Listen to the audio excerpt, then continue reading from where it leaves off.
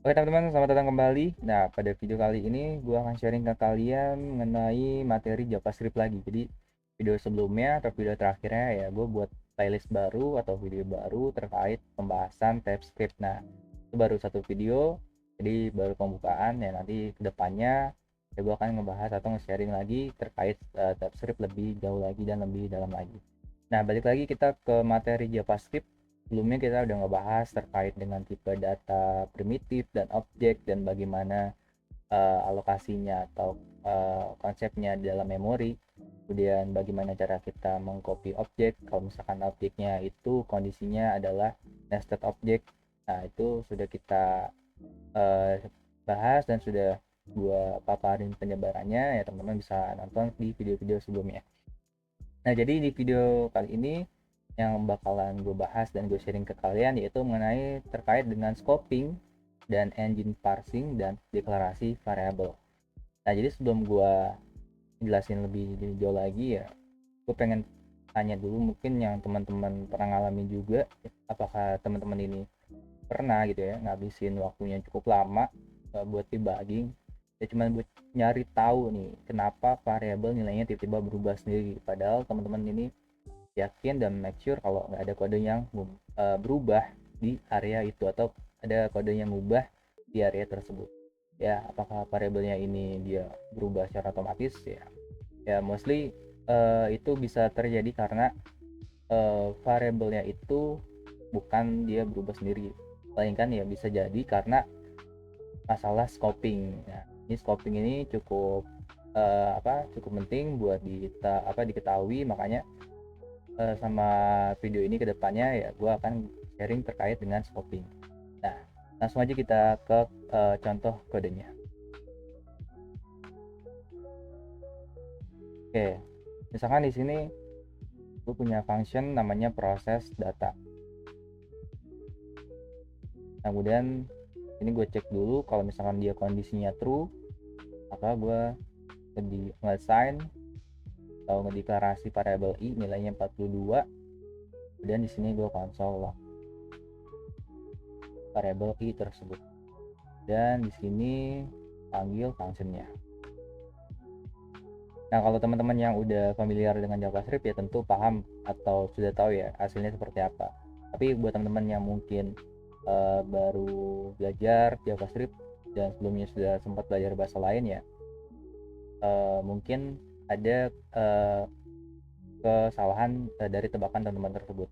Nah, kalau misalkan kita tampilkan misalkan index.js, nah hasilnya adalah 42. Nah, coba teman-teman perhatikan di sini, kalau misalkan kita deklarasikan variabel i ya di dalam if block, if ya ini bloknya, jadi maksudnya if block itu ya ini ya secara intuisi mungkin teman-teman yang sudah belajar bahasa sebelum JavaScript itu ngira kalau variabel ini harusnya cuman hidup atau bisa diakses di dalam ya blok if ini.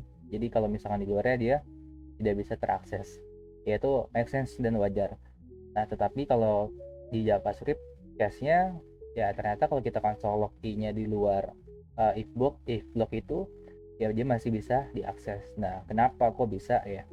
Nah, ini karena var di dalam JavaScript itu dia mempunyai function scope. Jadi scope atau batasannya itu dia lama dia masih di dalam function tersebut. Ya, jadi bukan block scope nih. Ya, yang artinya dia tuh nggak peduli sama misalkan kurung kurawal dalam if atau misalkan kurung kurawal di dalam while, dalam for, dalam try catch ya, dia cuma nurut sama batasan dari fungsi tersebut. Nah, jadi misalkan teman-teman nanti deklarasikan var misalkan di dalam while atau di dalam for, kemudian di luar kode tersebut selama masih dalam function yang sama, teman-teman coba konsol ya atau teman-teman coba pergunakan variabel tersebut ya itu masih bisa ditampilkan atau masih bisa digunakan. Nah, jadi di code base yang gede juga itu kan banyak ya, di code base modern atau code base yang project-project besar kan tentu banyak nested if, artinya if dalam if lagi atau loop ya, yaitu kalau misalkan kondisinya kayak gitu, kalau teman-teman belum tahu nih atau kurang tepat memahami konsep buat var dalam lingkup scoping, itu bisa memunculkan bug yang cukup untuk menghabiskan waktu teman-teman ya buat cari bug tersebut. Nah, karena VAR ini dia tuh nggak, ya istilahnya nggak respect. Di VAR ini dia nggak respect sama batas blok ya. Jadi misalkan ada dua variabel dengan nama yang sama, itu ya bisa saling override sama teman-teman sadari. Nah, ini untuk beneran paham atau untuk teman-teman bisa lebih paham lagi kenapa ya JS ngedesain ini, ya kita nggak bisa cuma ngapalin aturannya. Jadi ya kita harus masuk ke dalam V8 engine-nya dan melihat bagaimana mesin membaca kode teman-teman. Nah, kalau kita balik lagi ke sini, nah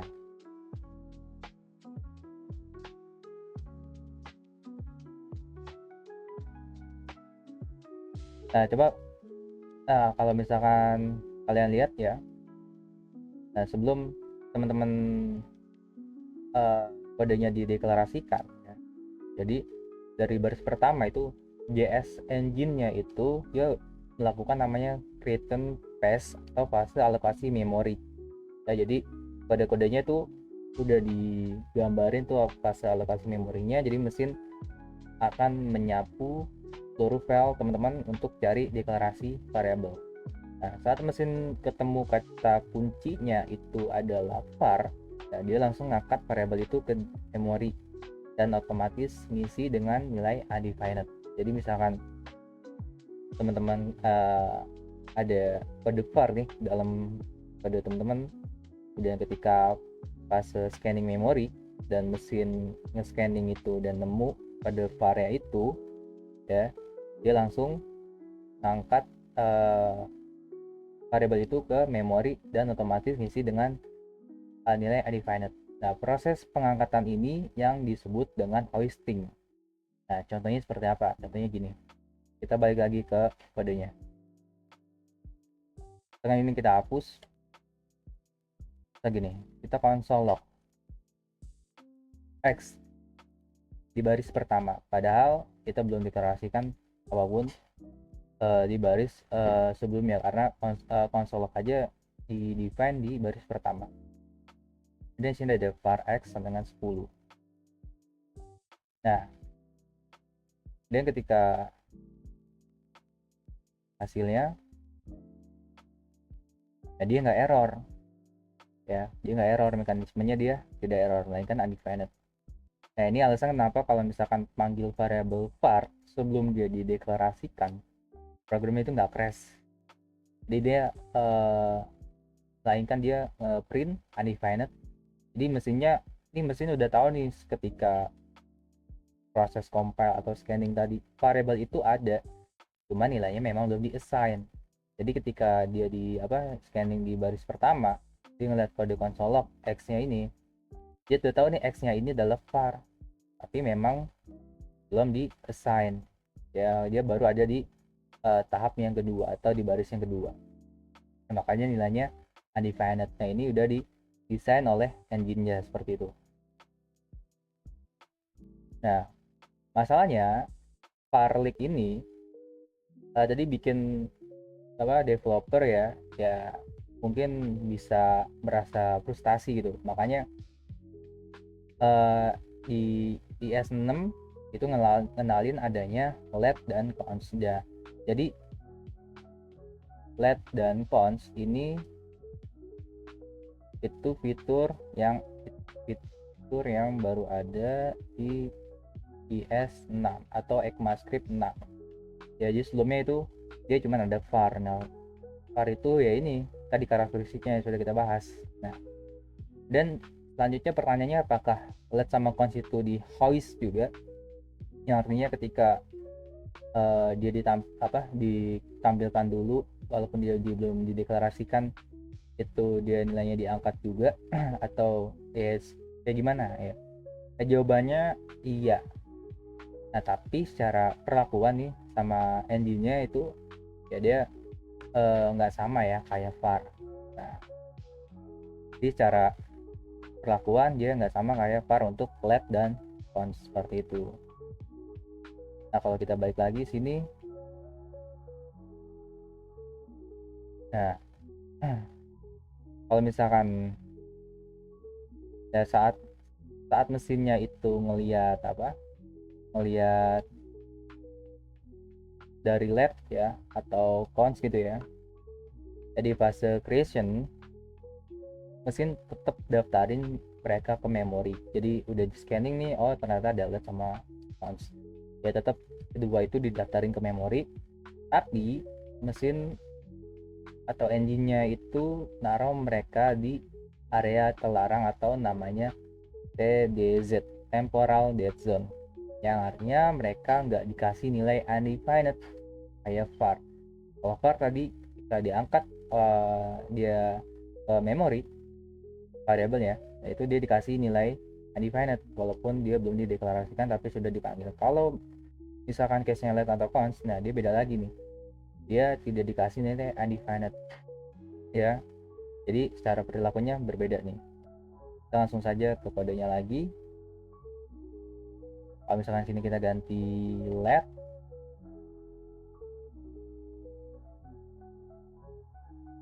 dan kalau misalkan kita not index, nah dia cannot access before diinisialisasikan seperti itu. Jadi kalau teman-teman tetap tetap akses variable yang masih ada di dalam TDZ tadi atau temporal dead zone, DJS langsung kasih error. Dan ya ini adalah fitur ya, jadi bukan bug, ini adalah fitur, dan ini salah satu mekanisme dari safety net yang ada di variable let. Nah jadi JS ini maksud teman-teman buat nulis kode yang make sense itu, jadi jangan pakai datanya sebelum dideklarasikan nilainya, yaitu lebih make sense karena seharusnya memang datanya variabelnya dulu nih dideklarasikan, kita deklarasikan variabelnya, nilainya baru kita tampilkan atau kita gunakan, jangan kita pakai dulu atau kita tampilkan dulu tapi deklarasikannya itu belakangan. Itu secara secara tulisan juga bukan satu hal yang disarankan seperti itu ya. Jadi begitu baris eksekusinya menyentuh let X ini ya, kemudian variabel itu baru dikeluarkan dari TDZ tadi dan bisa dipakai dengan aman ya. Kemudian jadi terbatas hanya di dalam blok kurung kurawal tempat dia berada seperti itu. Nah kemudian selanjutnya contoh lainnya gini, misalkan contoh lainnya seperti ini. Kita ada looping. Nah loopingnya ini kan biasa ya, kita deklarasikan variabel. Nah coba kita pakai var ya, di sini var i sama dengan 0 dan i nya lebih dari kurang dari sama dengan 3 dan i nya plus, artinya kita looping 1 ya, penambahan 2 dan 3 seperti itu. Nah kemudian kita di sini ada set timeout.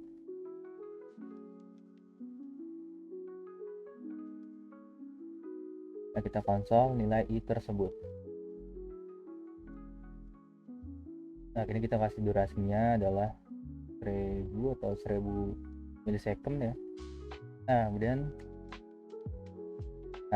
kalau kita jalanin not index.js, nah hasilnya adalah 4444, bukan 123 bukan 0123. Nah kenapa seperti ini? Nah oke, jadi kan kita awalnya looping ya, mengulangkan var dari 0 sampai kurang dari sama dengan 3 dan dia plus, dan di dalam var-nya kita ada set timeout ya.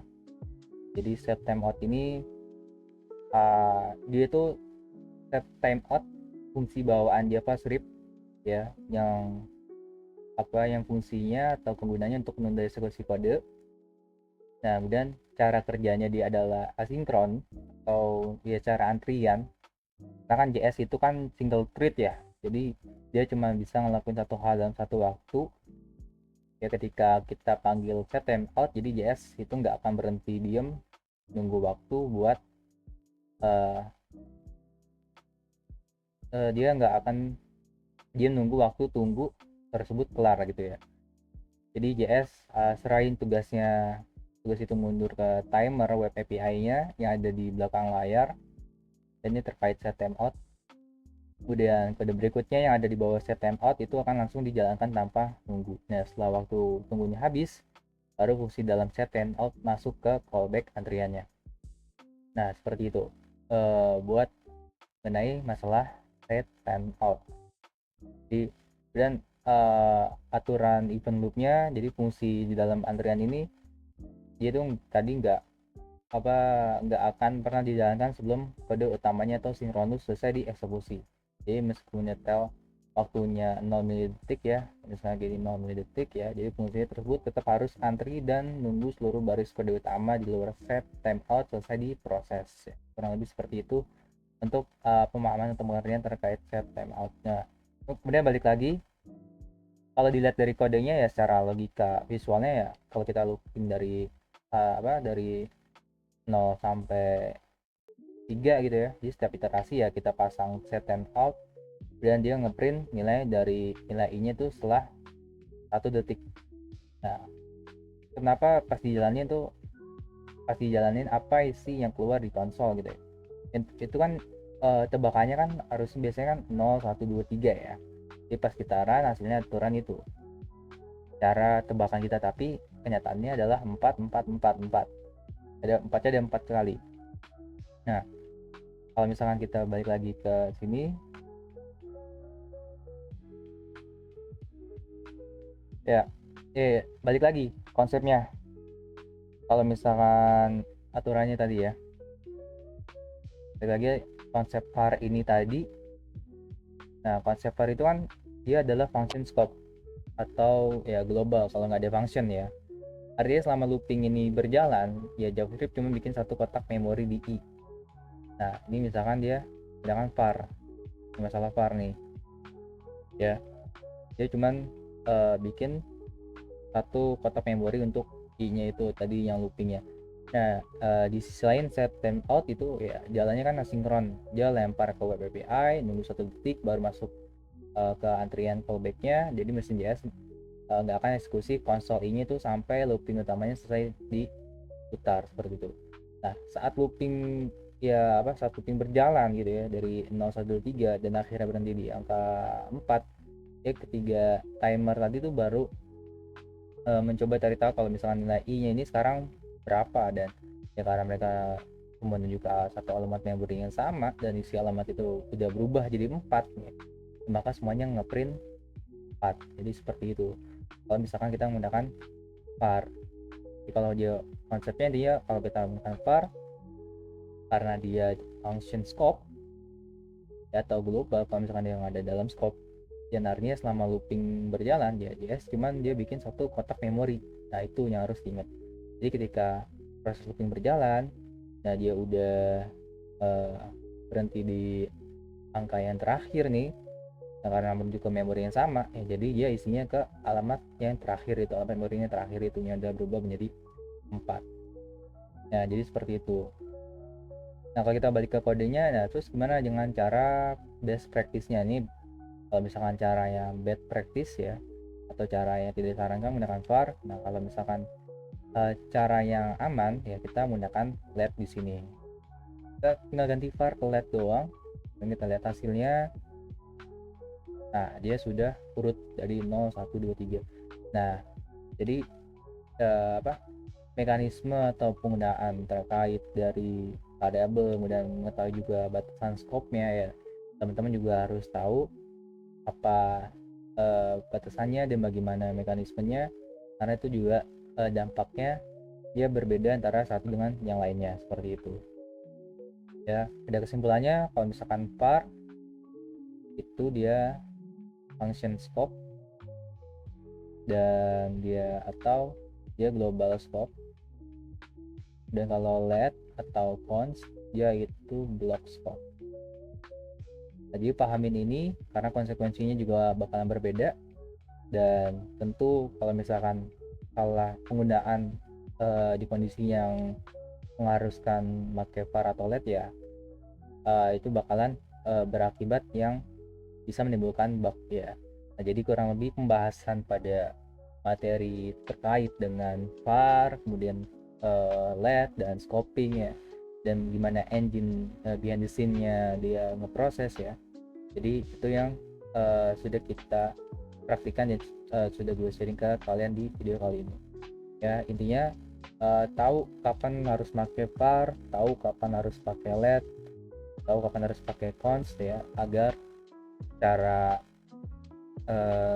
code-nya ya lebih aman, lebih safety, dan lebih mudah untuk debugging kalau misalkan ada kesalahan atau ada error seperti itu. Karena kalau pemilihan ya tentu mekanismenya atau nanti efeknya adalah bisa berakibat munculnya error yang tidak kita inginkan sebelumnya.